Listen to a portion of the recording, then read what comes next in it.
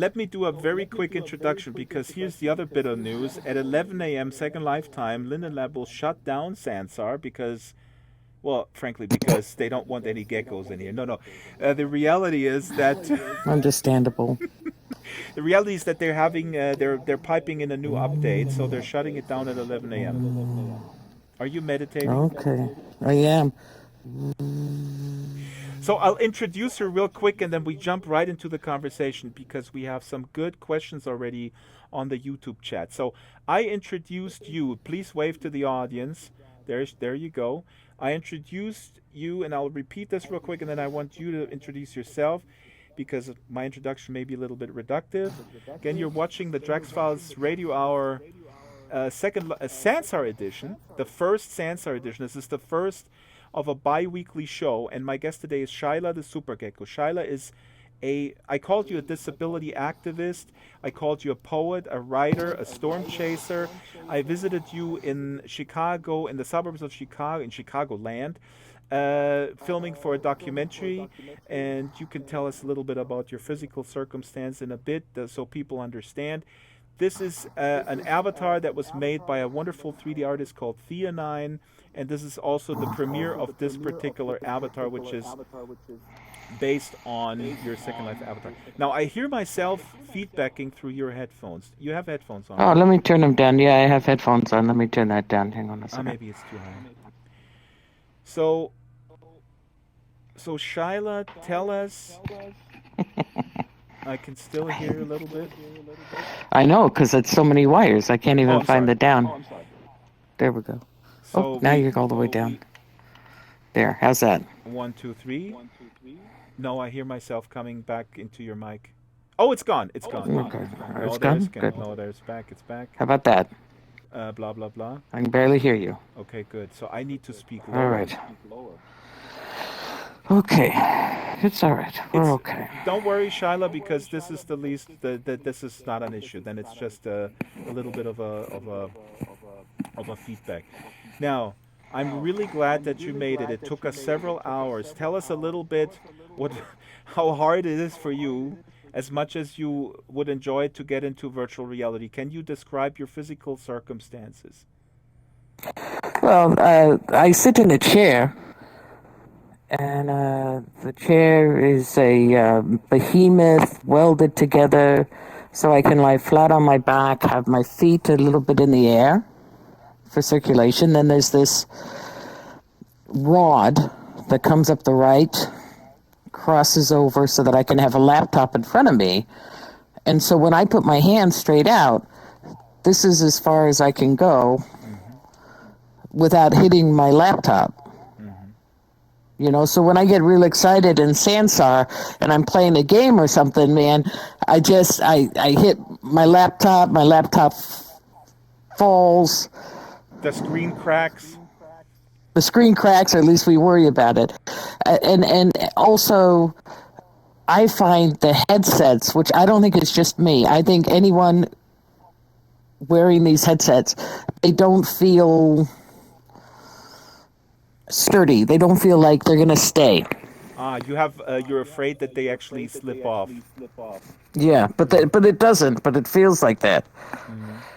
Now, and also with me facing up, because I'm facing up with my headset, I can't see you. If I turn to look at you, my gecko's head looks odd. That's right. So I kind of just look at the ceiling. In order to look at me, in order to look at my avatar, you would have to actually raise your head, correct? Yes. From the chair, because now your head is comfortably situated on the chair that supports your body, which is in pain. And so in order for your head, that's why your gecko is looking up towards the ceiling. In order for you to look at me, you would have to actually lift your head. And that's why your arms are up as well. Mm-hmm. Yeah, my arms are up. I can put them, well, I can't put them much anywhere. I've got things around there. But yeah, I mean, I'd have to hang them down like this, I guess. And I don't know. Yeah. They're very uncomfortable. Can you wave? Yeah, I can wave. But that means that you have to hold your arm up like everybody else. Yeah, yeah, like everybody else. Everybody holds their arm up when they wave. Well, I don't know. I mean, I don't know anything about disabled people. They're such a weird species. Tell me more. Kind of like geckos, right? We're such a weird species. Well, I mean, first off, to me, most of the people I know in Second Life are disabled in one form or another because there's all kinds of disabilities. There's developmental, there's sensory, there's physical. There's all kinds. A lot of invisible disabilities, and then there's more visual ones. Like I wear some braces, so if I'm in shorts, people can see. And I use a cane so people can see that. But there's a lot of people with invisible disabilities. And I think ableism, let's just start there, right? Let's start there. By the way, I want you to talk broader because you just said Second Life. We're not in Second Life. That does We're in Sansar. That's right. That doesn't devalue, but because your theory based on observation, I would call it hypothesis, that more. I think you said more than 70% in Second Life you feel have some sort of a disability, and I would stipulate, and then I'll shut up and let you talk. Is that the that's a part of the population which I feel would be really served by virtual reality if it's done right for them. So Yeah, going everything just forward went. There we beyond. go. Yeah, I think so too. But what we're dealing with right now, primarily in all the virtual worlds, we're not picking on anyone in particular, is people with disabilities are reliant on creators to consider disability. And if a creator doesn't have a particular disability, you can even have a disability. This is true for me. I have a physical disability, but I had to be educated by people with sensory disabilities and people with developmental disabilities or people who work with them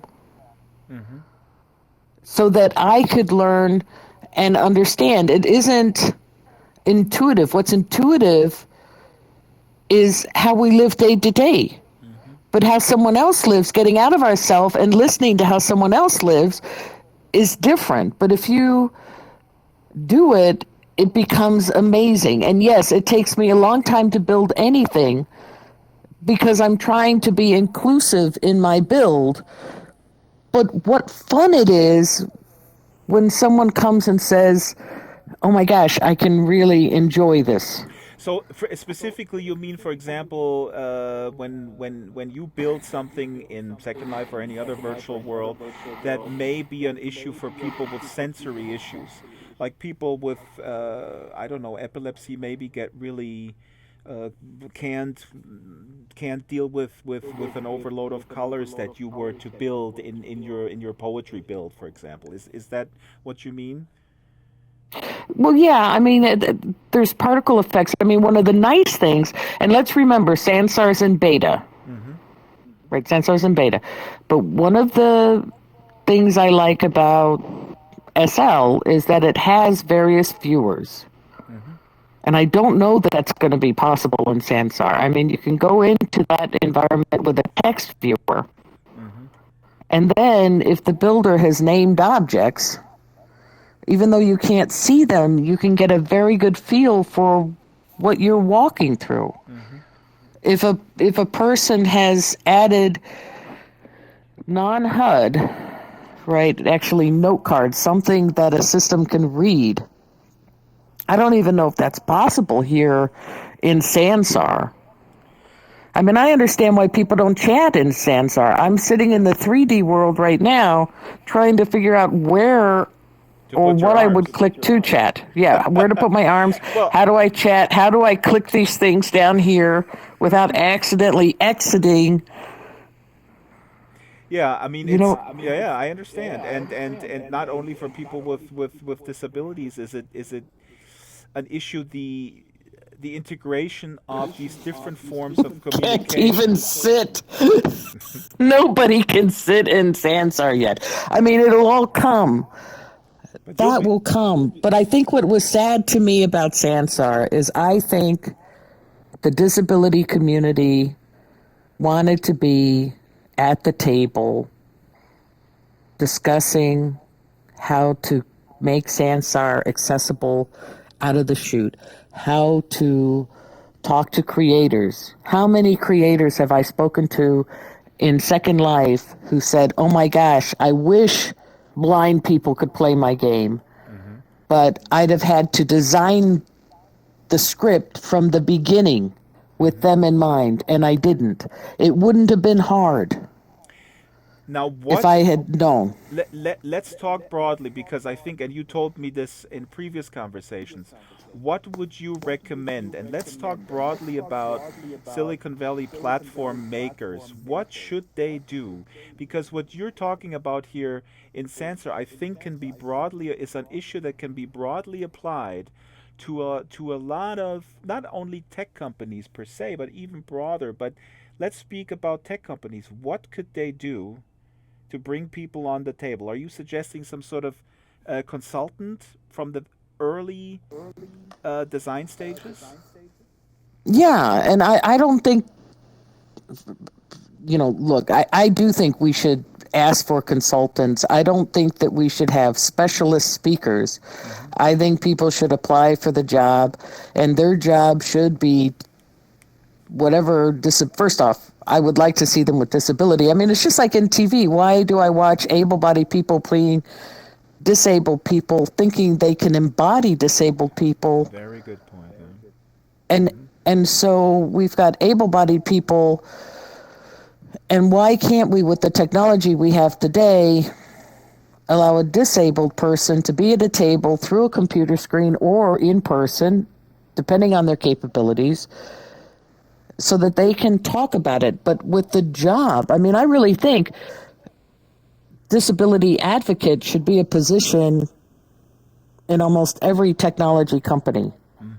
Hmm. Every technology company should have a disability hotline where they have call center with people trained on the kind of equipment disabled people might be using on their computer, like Dragon, like Jaws, like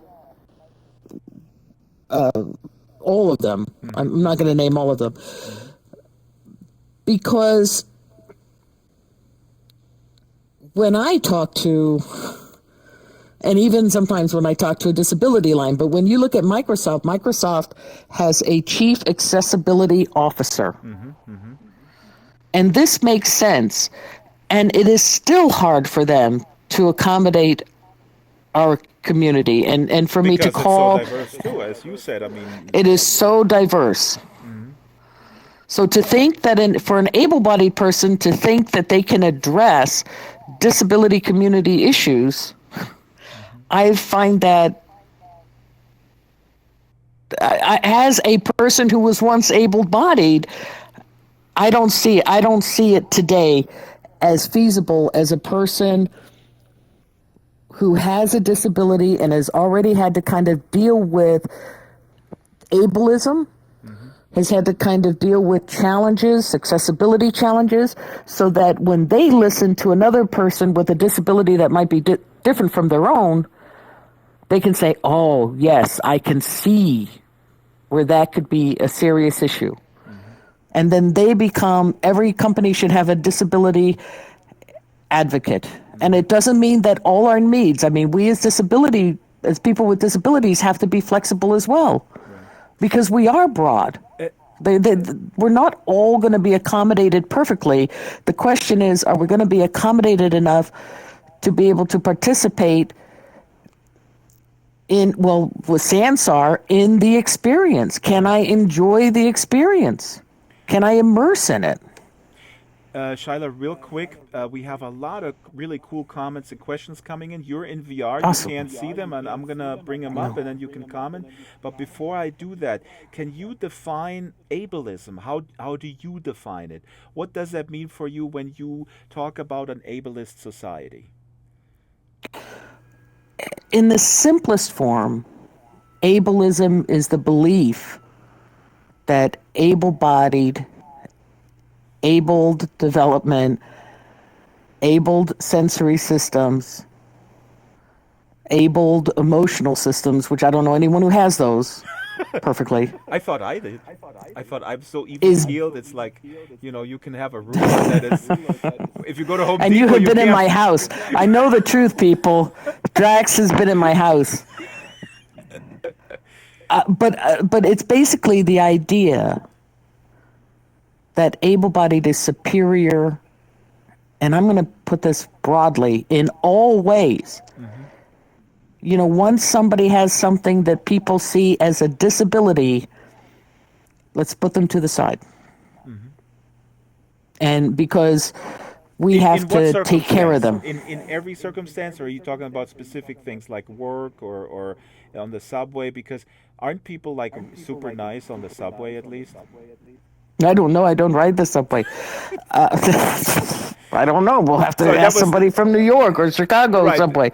No, the reason I said that But is like, this sometimes can be very comforting for somebody. You know what? I'm so good to all these poor disabled people because I just gave up my seat on the subway. Can you believe it? And then the next day they fire someone because I don't know. They had a well, it's seat. pretty hard. I mean, if a disabled person could get a job, it's a little bit more difficult to fire them. It's getting the job in the first place. It's getting through the interview process in the first place. Mm. And I think what we're missing out on is the incredible creative intellectual capacity.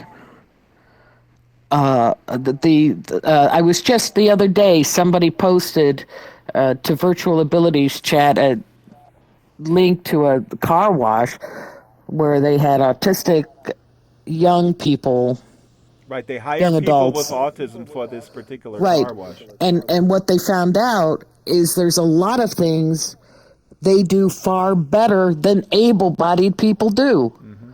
And as a disabled person, I'm sitting here going, duh. Hmm. Like, this is of course true. I have lost a certain ability. I can no longer do all the adrenaline things I used to do, all the physical things I used to do. Guess what I do more of, Drax? What? I think. I'm more creative. I write. I do more creative stuff. I lose one capacity, I increase another. Hmm. Hmm. Uh, Shyla, real quick before, and we want to talk also about policy and about the problem with employment because we talked a lot about for the documentary. Let me reintroduce you. You're Shyla, the super gecko. Loki Elliott from Second Life was IMing me earlier. Wow, Shyla doesn't look like the humanoid avatars in Sans that we come to know in Sansar, and he asked me why, and I said, well, because you're a super gecko. That's why. Because I'm a super gecko. That's right. I eat, I eat gummy flies, and I. Did you know licorice is just kind of rubberized flies? Oh God, please! I love licorice, and now I gotta go throw up. That's not fair. I love licorice. Oh God. Hey, don't knock flies till you try them. I know, I know. Maybe that's just a cultural bias. Uh, your avatar was made by Theonine, who is a wonderful 3D Oh my artist. gosh, amazing. You can actually get that avatar on the Sansar marketplace if you want. You can't get your version. Your version is completely unique. That will not be sold ever. Um, Now, let me go through a few of these comments here, and especially with Avatar. Jesus is asking here if Shyla has friends who are also disabled, how do they feel about having the option of adding a handicap gear to their avatars, such as prosthetics and wheelchairs? Why do they choose to wear it, and why not? What do you think that has to do with identity and how they feel about themselves? I think everyone's unique. When I first came, I wore my braces when I first came to Second Life because Sansar wasn't here. And I wore my braces because that's how I appeared. I also sometimes wear them because it creates a wall. Hmm. It's a natural barrier. That is one of the advantages of ableism. Is it's real easy for me to tell those who are really working on not being ableistic as seeing me as a whole being in every right. is if I wear all my braces and I still get along with them, Hmm. that's an amazing person. Hmm. I think, we're talking But about is this that maybe film, not a and good? Is that not a good? I mean, can't you just? I was just thinking, like you could weed out people that you don't want to have relationships with anyway, by just like well, saying except like, that I think sometimes you end up weeding out like 90%. And I don't think able bodied people believe this, but it's true. We are taught how to treat differently mhm, abled people from childhood. that's true. Even if we're differently abled in childhood, we are constantly trying to achieve this image we have of whatever perfect is, and visual disability doesn't fit into it. And it's even worse for people with invisible disabilities because nobody understands what's going on with them. Hmm. They don't experience what they're experiencing, and therefore they deny that the experience is true. They invalidate their experience. Hmm. What a wonderful world if we could all go up to each other and validate. Hmm. If you said uh, to me, gee, sometimes I'm really blue, instead of having somebody say, oh, Drax, get your chin up, somebody just put their hugs around you and said, oh, well, thank you for sharing that with me. Hmm. Hmm. Thank you for your honesty. Yeah, but I Shyla, appreciate you for you. the economy would crash if we all just don't chin up and ourselves up by our boots. That was, of course, sarcasm. I'm sorry about that. No, no, but it's true. For disabled people, the economy crashes all the time. Yeah. That's a part of disability. And that's and I'm not going to forget talking about that too a little bit later. Let me get a few other comments in. Tawny Daniels here on the YouTube stream says, I met someone who is deaf, so audio is an issue for her when going to live events, talking about virtual worlds. And of course, Ice Guy Silverweb is on the chat here as well, and she cannot hear. She can speak, but she cannot hear. Jaden Firehawk says, I learned the importance of including a soundscape in the places that I make from working in tandem with a blind user on the build in SL that she wanted to have. So this is a wonderful way, what you addressed earlier about building things and thinking about having this build, the art or whatever you're building, accessible in the virtual world. Uh, Daisy says there needs to be law, regulation, compulsion from government to make it competitive for small firms to consider disability access from the outset. And Cody, hello, Cody is also in the chat. Hey, Cody.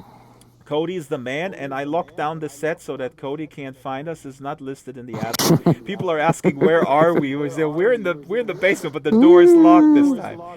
Cody says you're saying the right things, and let me just say, Shyla, Cody said in the new teaser of the documentary that we're working on called Our Digital Selves, where you are in, and Cody says at the very end, where Philip Rosedale, co-founder of Second Life, now founder of High Fidelity, asks him, Cody, what would be your ideal avatar?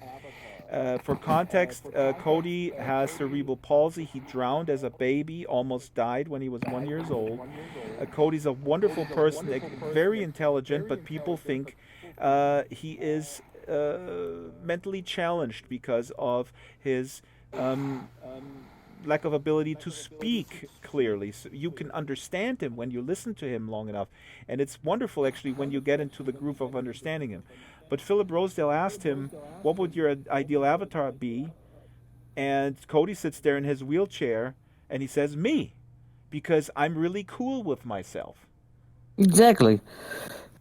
I mean, it's again, ableism assumes that a brace is a bad thing. Ableism Exactly. And assumes a I didn't wheelchair want to is a put. bad thing. Yeah, go ahead. And I love. There's a song that Fred Small sings called "The Wheelchair Blues," Hmm. and it's about him being able-bodied, and he comes up in a woman in a wheelchair, and he has to race her. Hmm. And he sings about how going uphill he did okay, but going downhill he lost big time. I mean, we see this in oh my gosh, you know how I lose words sometimes. I lost one now. The Paralympics. Is Paralympics, that yeah. correct? Yes, Yeah, yes, we see correct. this in the Paralympics. We see amazing things that prosthetics can do that move us beyond what the body can do. Hmm. There's a wonderful TED Talk, too, by a woman who has a prosthetic leg, and she puts her legs out before the talk. And she used to talk at schools, and parents would tell their kids, they'd have to sign a permission slip, and they would tell the kids, look, don't touch anything. And so she finally told teachers, she said, look, you can't tell the parents I'm coming. You can't tell the kids anything about me before I come. So the first time she does this, guess what the kids do? Hmm. The kids think she's a superhero. Hmm. They're like, oh, could you have legs that take you all the way to the moon? That's the framing part. It's how you frame it. But Yes. but here's one thing where I'm curious as an able-bodied person. And by the way, if you're just tuning into YouTube, if you're watching this on Twitch or on Periscope, and you don't understand why this wonderful gecko here has her arms up all the time, yeah, she's waving here. Shyla is in the physical world at the moment constrained to a chair that relieves her pain. She lies in this chair that weighs, I don't know, 800 pounds or something, or what is it? At least it's a behemoth. It's unbelievable. It's an unbelievable work of ingenuity and engineering. And you're lying in this chair in front of you. You have a platform where there's your laptop. We figured out with your caregiver how to pop in the Vive. You figured out a lot of sound issues. We made it. We're here together, but it was a pain, and it is a pain. There is discomfort that you already have, and I'm so grateful that you're on the show, and really accepting this additional discomfort that the headset gives you. But I'm just saying your arms are up because that's where your hands are holding the Vive, and your head is looking. You're Yeah, looking I'm at not the. under arrest. Yeah, I'm constantly like, I'm not pointing a gun at you at this point. And your head is looking. Your avatar's head is looking at the ceiling because your head in the physical world lies on the chair. Um, But Real quick, a couple more comments here, and people in the chat also. Put in your 2 cents about what platform providers, such as Linden Lab in the case of Sansar, should do. Shyla threw this out. I think to me it's a no-brainer that people have platform providers have an accessibility officer like Microsoft has. Stranger Nightfire here in the chat says, I know there is one business that hires almost exclusively autistic employees, not out of charity, but because they have found them to be their best employees. And I think that was the car wash that you exactly. mentioned.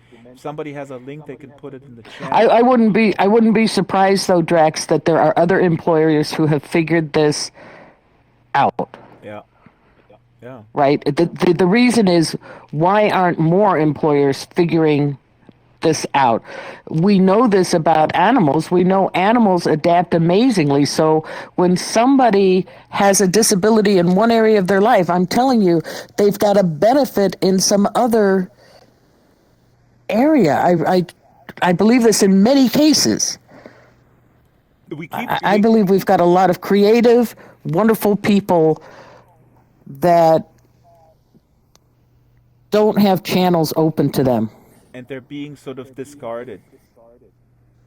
Yeah, and I'm going to say this. I'm going to say this to everybody because this is a scary time for people with disabilities. So to people with disabilities, to people who belong to minority groups in my country, which is the United States of America, let's ride this out. Let's keep speaking, sharing our voice, reminding people. But when I think about bringing America back, it's not this America. This is America I don't need. I want to bring the real America back of compassionate Americans. When we saw 9/11 and the people went into the rubble, that's America. People helping each other no matter how traumatic or large the incident. Yeah. That's America. And I think we forget, what happens is after these major things go away, we forget, but we are a compassionate people. I haven't forgotten it. And let me tell you, me as an immigrant to America, in some ways, sometimes I think I'm even more depressed. I shouldn't say that, but I feel, I saw, growing up, I saw America as this shining light. And when I came in, I told my new friends all this stuff, and they were already completely disenchanted because they saw the reality. And I came in as this sort of total naive immigrant, and in many ways, more depressed than my American wife about where the train is headed. But let's go to this. And I don't know. I don't know how far the train's going to go, but I know I I know have a it's deep, deep faith me too. in Trust me. in the American heart. And that's I tell this to all my German friends. The this energy of the American. How did we get there? But of course we need to Well, go. let me just say this. I'm going to say that my hand just went away. Yeah, yeah. But we do need to say this because even though I'm saying that, that doesn't mean sit down, relax, and let it just come about in its natural forth. Hmm. I'm saying keep your voices heard. Hmm. Don't disintegrate into the background. Keep our voices heard, but let's keep a level head too. We Hmm. don't need to come down to their level. I need to read a little bit from the chat. Cody said, I was misquoting him. Cody said in that clip with Philip Rosedale that's on the trailer now on my channel, he did not say I'm good with myself or he said I'm really full of myself. Oh my God. You need to change the captions on Yeah, that. I need to change the captions. That's right. But it was funny because you're right. Because Philip, at that moment when Cody answered the question, what is your ideal avatar?" and Cody said, "It's me." That you know, Philip, as open-minded, I see him as, or I've come to know him as. I think that was surprising to him, like you were saying, because that's an able-bodied response, right? If you Yes. say to someone who is disabled, visibly disabled, you say, who do you want to be? Like, you expect them to say, I want to be like Brad Pitt or something, or bench pressing, I don't know how much. Uh, and they say, no, I'm actually at peace with myself. Fascinating. Yeah. I want to say, That's a journey too. We could spend 5 hours talking about, coming to be at peace with yourself in a society, in an ableist society. and for you, that might have been arguably harder, because the difference is, of course, that acquiring a severe disability throughout your lifetime, that where you have to come to peace with not being able to do all these things that you once did, versus being disabled from birth, where this is just who you are, and it may be easier. I don't know. I don't know. I'm not going to make that assumption. My belief is everyone has their own story, and their Hmm. story is valid. Hmm. Um, Jesus, sorry, said, on a broader topic, what do you think about people who decide to make their avatars look like them versus something that looks completely different? Oh, we got to talk about that, because why did you choose the Gecko? How does that relate to that? And Lapison Liberty says, if they were in high fidelity, they could say, come see me in person. I don't know what that means. Uh, 1 second, and I want you to talk about the Gecko. Ice Guy says our appearances, and Ice Guy can't hear us. Unfortunately, would be really cool if we had an auto translate into text right now. That would be awesome in real time. I think somebody's got to script that as soon as they can. Ice Guy says in the chat, our appearances are expressions of self. I may show as a tall blonde one time, a little kitty another, a petite mermaid another. All depends what I want to express about myself. Shyla, when you first Yeah, came I into mean, Second I Life, went tell around. me. Yeah. I went around as a sack of potatoes on days that I was depressed. I was just stay away from me. I've gone around as a tumbleweed. I've gone around uh, as robots or as raptors. And little I think emoticons. little emoticons. Yeah, I think the gecko was friendly, Mm-hmm. and I think I needed something that I could look at and feel like it fit me. And the gecko does. And I will tell you, people love the gecko. Even when I'm booted out of a sim, the sims that are supposed to be real life sims So the Right. You gecko told comes me in one and time. starts Yeah. reading poetry, Hmm. and you can't have a gecko read poetry because geckos don't speak. But people are so nice when they boot me out of a sim, and then I'm like, and then I'm saying, with my pain, I sometimes forget I might accidentally show up again. You might want to ban me, and they're like, no, we'd never ban you. So, and this is exactly why I love the gecko. The gecko is a friendly, kind of harmless, and what it allows for too is it a connection. Hmm. When I say 70% of the people I meet, and probably more than that, are in virtual worlds are disabled, these are private conversations where people have revealed something to me that they probably don't reveal to everyone in the virtual world. Why do you think though they revealed that to you after? Because that gecko looks pretty trustworthy and kind. Hmm. And because I reveal it first, I reveal it first, but then I think too the gecko has. If I went around as a Satan, I don't know that I would hear so much about it. And That's a good point. Sometimes Cody dresses up as Santa Claus who gives a Hitler salute. I think that also may not inspire a lot of confidence. I know he does it for good fun. Shyla, do you still change the gecko in Second Life when you have different moods? yeah, Yeah. yeah, I'm in a human form a bit now, which people are finding very interesting because I've been in the gecko for a long time. Sometimes when I build, I will take a human form to try to size things properly. I tend to be a small human. Hmm. I believe in this idea that we overbuild, we build things too large, Hmm. and it's not particularly realistic. And then, of course, when I build, I'm also building ramps and stuff. So I want to make sure that both humans and non humans and tinies and everybody can fit maybe in the chair that I put under the ramp or can walk up the ramp or don't walk over the bar to keep people on the ramp, all these things. So I do change out of the avatar, but I will say this more and more I'm either human because I'm in a relationship or exploring a relationship with somebody, or I'm the gecko. Hmm. Shyla, we're nearing a time where unfortunately I don't know if Linden Lab is gonna cut us off because they have maintenance and they're pushing down a new update in 8 minutes. It may be that we're gonna just crash, and I want you to read some of your poetry Oh, well, let me to go us. into a 2D mode. Shyla's Here, gonna hold go on. into desktop mode. Take your time. Take your time. Let me just read a few chat things while you're doing the switch over. Um, Shyla again is Shyla the Super Gecko, poet, disability activist, writer, comedian. And Theanine made this wonderful avatar. You can get it on the Sansar marketplace right now. Go to Theanine's store and grab the gecko. Not this one as a variation of this one because this one only belongs to Shyla. I also wanted to say if you're just tuning into YouTube, Twitch, or Periscope, Shyla is it's really I'm so grateful that Shyla went through all this trouble putting the Vive on and going into VR.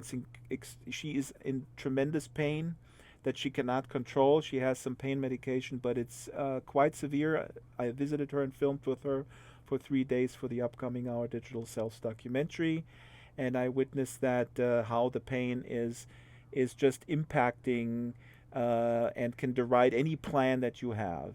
And that is a humbling experience where you realize that when you're able-bodied, the privilege of an able-bodied person. LaPython here says in the chat, just a few chat comments. He says, makes no difference if you spent the time. We will come to know you for who you really are. He's talking about identity in virtual worlds, regardless of how you dress, talk, walk, roll, or act. And Stranger Nightfire says, I'm a big time shapeshifter as well. Um, you are no matter the form you choose, says iSky. And Cody says Trump sucks. That's it in a nutshell. And iSky wants to keep the T word out of the chat. I agree. Jaden says, I'm very grateful that Sansar has a desktop mode because head-mounted displays are 100% visually confining, and that greatly aggravates the hypervigilance symptoms that she gets due to her PTSD. Now, I hope that Jaden will join me in a future show. We're going to do this talk show on a bi-weekly basis. We're going to have varying guests from all sorts of fields, some very high-profile people, and some people who are just like you and me, but are maybe even more qualified to say really deep things. So it's going to be deep thinker. If some celebrity deep thinkers and some just regular non-celebrity deep thinkers. But that's a great comment, Jaden. The desktop mode in Sansar that she enjoys. Let's see here. Jesus says, "Lol, Satan, can I talk to you about my clinical depression?" So he's making a case for Satan here. Maybe There we go. Satan may have a soft side. Maybe so. See, So how are you doing, Shyla? Now that I'm ready to go. but you endured the vibe.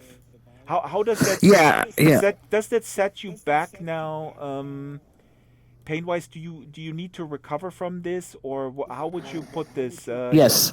Yeah. Yeah. So there'll be a recovery period for me. I think also, there's something in this film that you're doing that is said that is so true, and that is when a disabled person shows them the real self, which is not what I'm doing today. What I'm doing today is showing my radio self. Right? That's what I'm doing today. Trying not to do heavy breathing, trying not to have the shakes, so that I can build this rapport.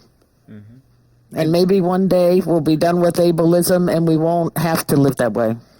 So in other words, you're saying you have to put on this show, and I think Varahi says this in the film. She says when a Yes. disabled person seems normal to an able-bodied person, you gotta thank them for giving you a gift, because Yes. they are giving you a gift. And I think that for able-bodied folks is something to really, really reflect upon. It's that sums it up in a nutshell.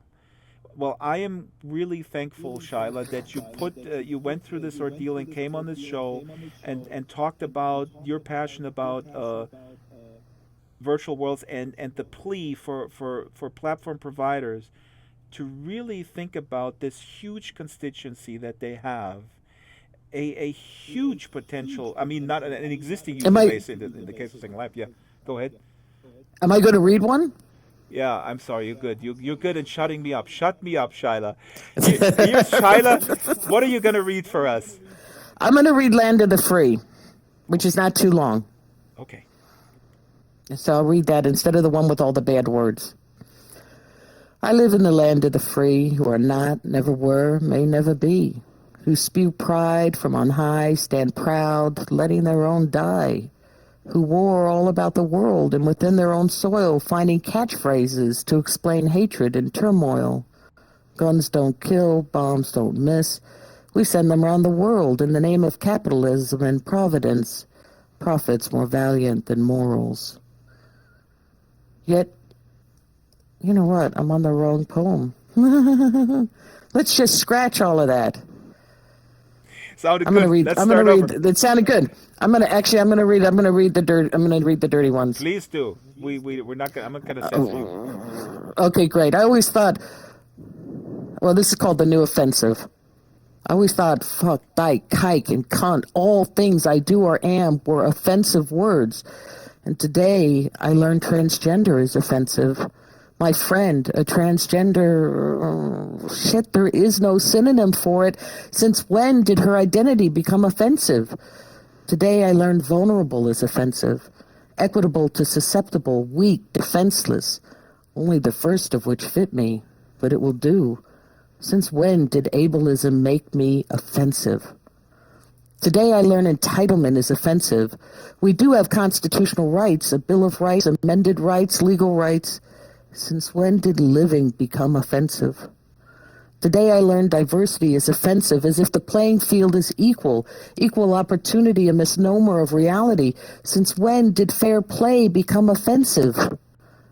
Today I learned fetus is offensive. Fetus? Unborn human babies. I pour water on my face, shake my head. Since when did procreation become offensive? Today I learn evidence-based, fact-based is offensive. This I understand. Science offensive to any who fears change, growth, acceptance. Science has always offended the ignorant. It must be an ignorant man claiming these things offensive. No leader for sure could be so naive. What? Really? My president named these? Many claim it places politics before humanity, an understatement to me. The disabled lesbian, the lost Jew, fighting transgenderism, homophobia, racism, elitism, ableism, theological intrusion, segregationists. It's not politics, for Christ's sake. It's not religion, for Christ's sake. It's exclusionist, racist filth. Since when did this not become offensive? That's the new offensive. Come back, Drax.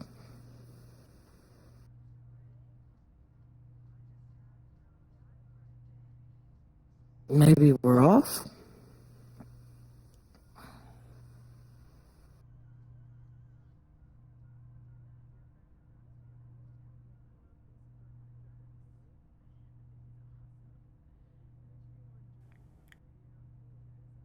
I don't know. One, I two, think we're three. still on. There we go. Oh my God, I you have know. been muted. I'm sorry, that was me. Oh my God, Shyla, that was so powerful. I think I was muted. There we go.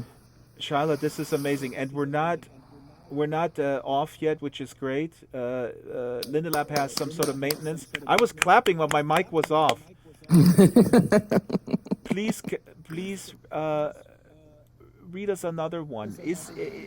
Where do you you put that you have a wonderful build in Second Life where you put your poetry up there on panels, and you make a building, and you can actually walk around on the building while reading it.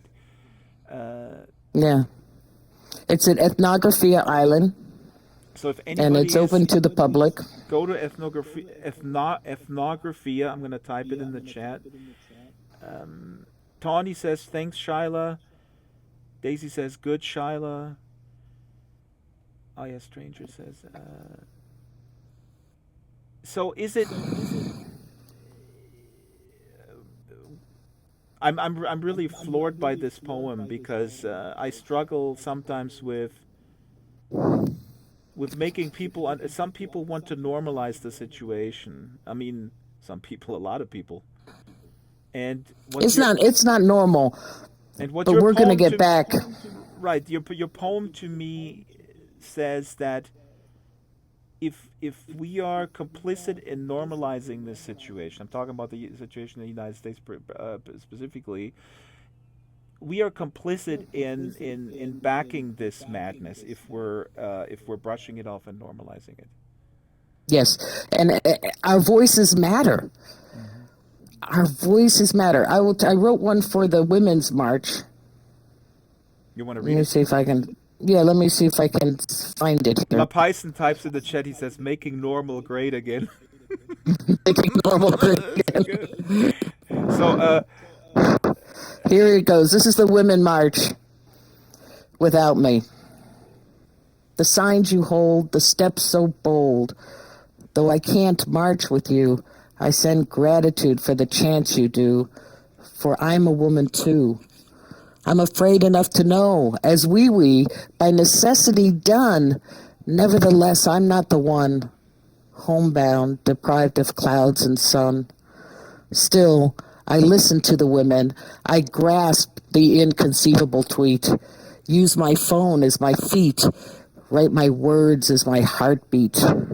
I'm a woman too, though I may never be seen. I'm with you, women, in spirit, united and keen. I won't be counted as you walk. I won't be heard as you talk. I won't be present on the block, but my words are my trade and stock. Thank you, women. I thank you ever so kindly for speaking my truth so finely, including me divinely. I just wanted you to know. And that's the Women March without me. That is awesome, Shyla. This, are you writing more now that you are limited in your physical interaction? Yes, Hmm. no doubt about it. I mean, this offset, I think. Because you always wrote, I mean, we got to also put this in context. You were with a comedy group, you wrote skits and all sorts of things. Yes. And so now Yeah, I this did. is, how has this changed? It's more, and I would suspect it's a little bit different because it reflects that new phase in your life. Well, and I can say this too. When, I do readings in Second Life and I read for a half hour, an hour, if somebody asks, I'm exhausted for days. Hmm. And my life before, when I was able bodied, I got up, I went to an 8 hour job, drove a commute into the city, stayed there until midnight, sometimes later, got up at 5 in the morning and did it all again, Hmm. and would catch up on sleep on the weekend. I can't do that anymore. I often tell people I can do discipline. I can keep hanging away at something, but regimen is hard. Being here for you at a specific time, I worked my whole week around that, Drax.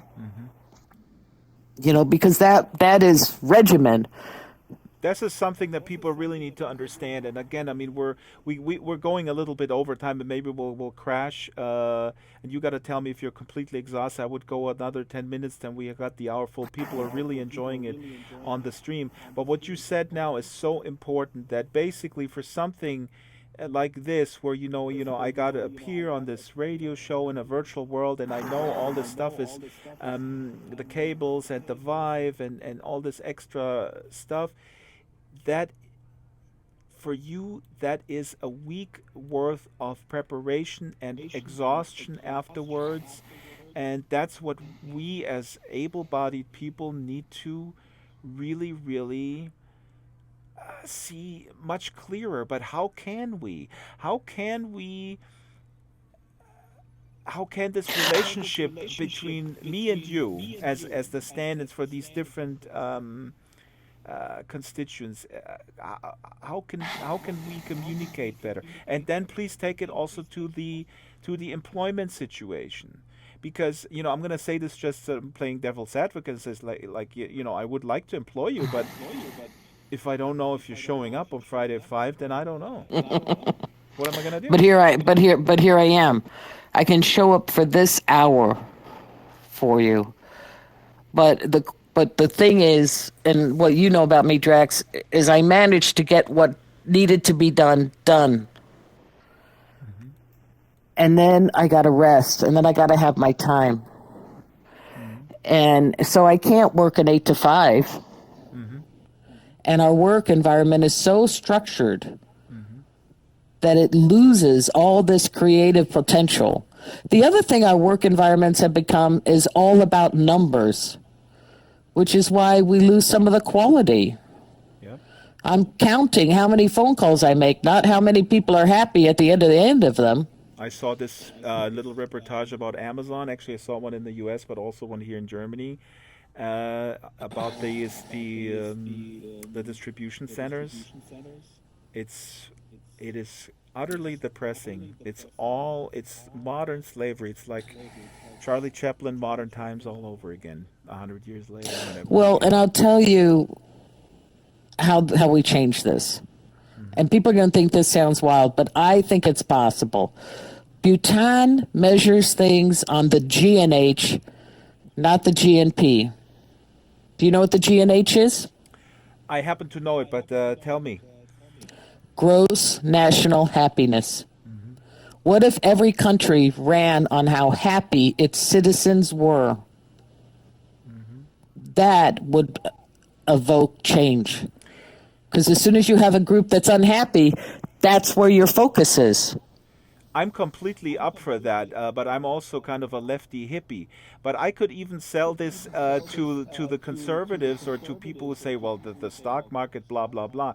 You made a point earlier. You cannot. You're happy to do something, and you're actually doing stuff also in Second Life a little bit, but it has to be on your schedule. And I think an employer could really accommodate people of various disabilities in a very easy way by just having a modus operandi where the hours are much more flexible as they are right now. And I would actually argue that even able-bodied people would benefit from that. And I'm not so sure if a business would go completely downhill if there were this type of flexibility built into it. It just requires Google kind. didn't. Yeah. Yeah, Google didn't. Google is amazing. Well, let's not paint Google Well, not as say the do-gooder amazing, of. but as an example of freeing their employees to be creative, the early Google, not the now. Mhm. Now things have changed there. Yep. But you know, I met a woman who was a yogi at Google in the early days and retired at 32. Mm. You know, she taught yoga classes there at Google and did massage. So the answer is we've Well, that's good for seen the this work. executive. Hmm. Mm. But for. No, she did this for the regular employees. So we've seen this work, but for some reason it gets taken away, right, over time. And I'm not sure what drives people to take it away. Mhm. I think I do kind of know, but I'm concerned about it. Oh, Shyla, I'm gonna. I know you're getting exhausted here, but I have a comment here which is hilarious by someone who is, of course, that had to happen. Med, who my friend from the Nutty Libertarians says, "What if happy puts you in debt?"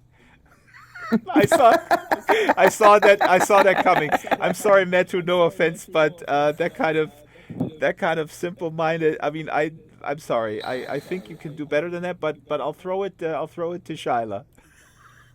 Yeah, I think there's a movie called, I think it's called Happy. And if we look at it, we see a lot of people in countries that are not wealthy. Mm-hmm. And there's a beautiful poem about Haiti that I like. And there's a line in it that goes something like, when somebody else's recession is an economy somebody else could never dream of, Yep. you know, we really have to think sometimes about where we are in America, how blessed, at least in America, because I don't know about the rest of the world. That's where I'm at in America. But I think the answer is happiness is not driven on money. That's what we're finding more and Exactly. more. And not on consumer Happiness goods is either. driven, right? It's not driven by stuff. Well, I'm actually Guess reading what's driven? It's relationships. oh wait, exactly. It's driven on relationships and really long-term things like that. I'm reading a book right now, The Hacking of the American Mind by Robert Lustig, who also wrote a book on sugar. He's a pediatrician and an endocrinologist, I believe, and he puts that into context with the dopamine versus serotonin. And we don't get enough serotonin, which is the producer for long-term happiness in a biological sense, because we're doping ourselves with dopamine with this short-term stuff, by whatever it is, a donut or a new piece of consumer good or whatnot. Gummy flies, Exactly. So, and by that we're just in this licorice. constant hamster wheel and rat race, and completely losing so that the eye on the ball for the long-term happiness. I'm afraid now that we're gonna get booted because Sansar's doing an update. Jesus asked you, Shyla, are there any books, shows, movies, resources that you personally recommend for people, able-bodied people, I'm assuming he's saying, to get a better perspective, understanding on what it is like to be disabled, and breaks down the stigma. So he wants to learn. What should he do?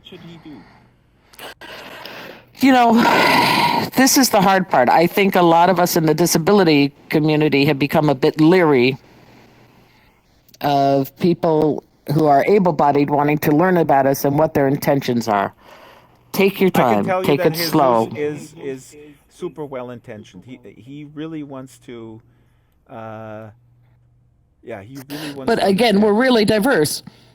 anything. I think over at Virtual Ability, they've got a library full of disabled writers. And I think one of the first things that would That's right. open eyes is how many of our famous writers were disabled. Oh, your eyes are going crazy right now as you're speaking. That was. Oh, well, maybe, that was weird. I think you were hungry Maybe, after the flies. maybe so. I'm getting all excited. No, but But that question yeah, is good in the context of the virtual world because that's actually a really good thing.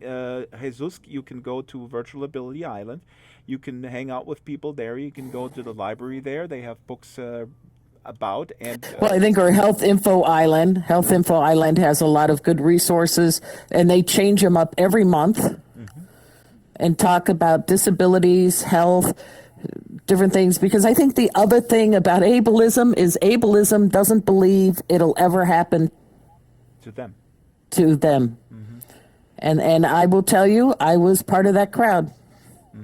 Even though even though I participated in storm chasing and spelunking and things that were kind of, I thought, never me. I mean, that happens to other people. Hmm. Jaden here says, "Come and get to know us, and break down the wall between us and them."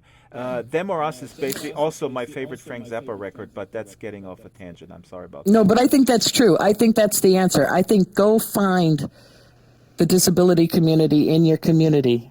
Get to know them. And especially in Second Life, there's a huge, again, this virtual Don't ability go is there to all help them. right. Go there to get to know them.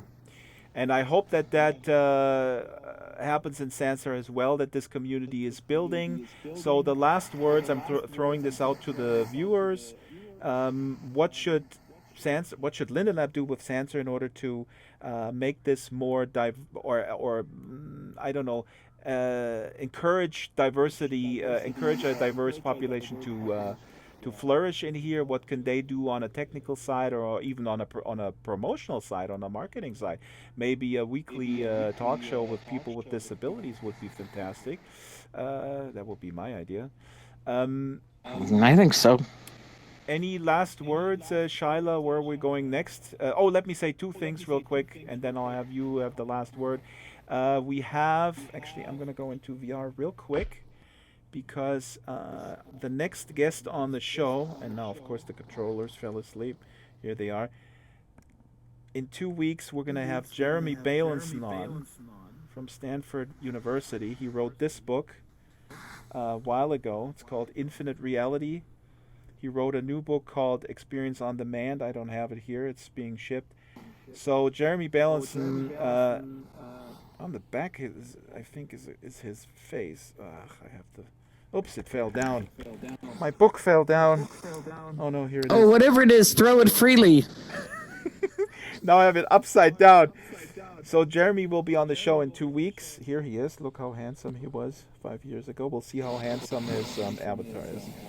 So Jeremy will be talking about infinite reality and about experience on demand. And I think this is good context because I'm going to send him this conversation that we had, so he can also already prepare for questions in regards to people with various disabilities and how to maybe study that at Stanford at the Virtual Reality Lab. All right, Shyla. Thank you so Thank much you for so showing much, up. Drax. I think Uh, I want to do a show only with you every day. No, oh, no. that would wear I'd be me in out. so much trouble. Yeah, no, no, no. I want to thank everybody who participated in chat. Thank you for your comments. Thank you, guys. Oops. Oh, wait. What? Oculus told me your controller's battery is low. That's why. Oh, the controller's battery is low. Well, that's nice. No, charge. Yeah, normally they tell me that a little earlier, but that's cool. No problem. Shyla, I interrupted you. You No, have the I was last just word. thanking everybody. And, hey, it it's the pendulum. It swung a bit one way. Let's keep our voices heard. Let's get the weight on it. Let's get it back to where it needs to be. Awesome. Thank you, Shyla, and thanks everybody for watching. And sorry, Cody, that we didn't have you in here because, again, we had to lock it down. because you're a troublemaker, dude. Uh, but you'll come in Peace next out, time. everybody. And thanks, Peace out. guys, and goodbye.